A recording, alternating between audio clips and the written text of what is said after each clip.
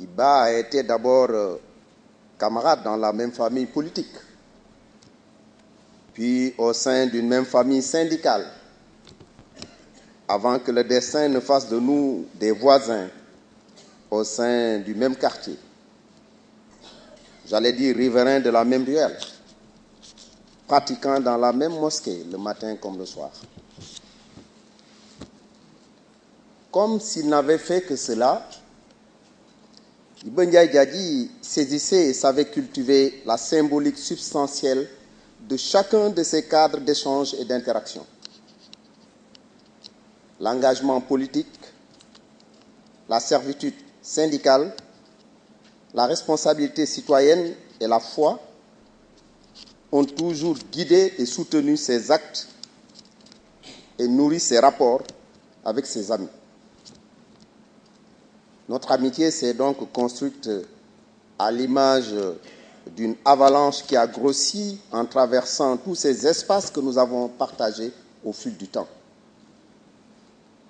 Mais je dois à la vérité l'avouer, parmi tous ces espaces de partage, l'espace qui nous a le plus rapprochés, qui nous a sans doute permis de mieux nous apprécier mutuellement, et sans le moindre doute, l'espace syndical.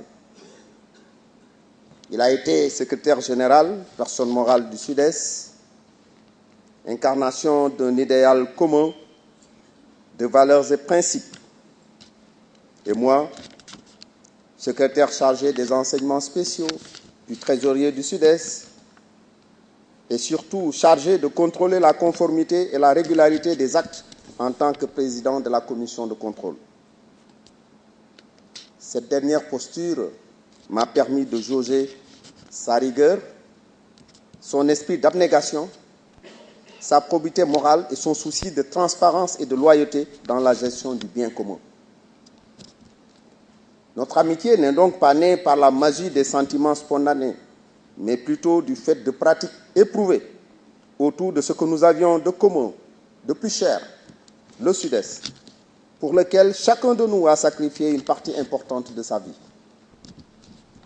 Au fil du temps, nos relations se sont bonifiées, de sorte que nous sommes devenus plus que des collègues, des camarades, amis, frères, au regard des responsabilités que chacun d'entre nous a assumées dans la famille de l'autre. À ce niveau, je voulais me rappeler, lors du décès de ma belle-mère, qui survenue chez moi comme elle avait toujours souhaité, alors que j'étais malheureusement absent du Sénégal pour une mission au Canada, Iba se substitua merveilleusement à moi et remplit tout ce qui était attendu de moi. Une telle chose ne pourra jamais être effacée.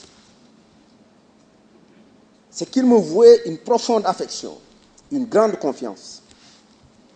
Ce qui explique d'ailleurs pourquoi, quand sa fille aînée projeta d'aller poursuivre ses études en France, il lui demanda de venir me voir pour recueillir les conseils qu'elle se devrait rigoureusement d'appliquer une fois à l'étranger. Une telle pratique que son épouse Souadou Ndiaye a perpétuée avec toutes ses autres filles, même après la disparition de Iba.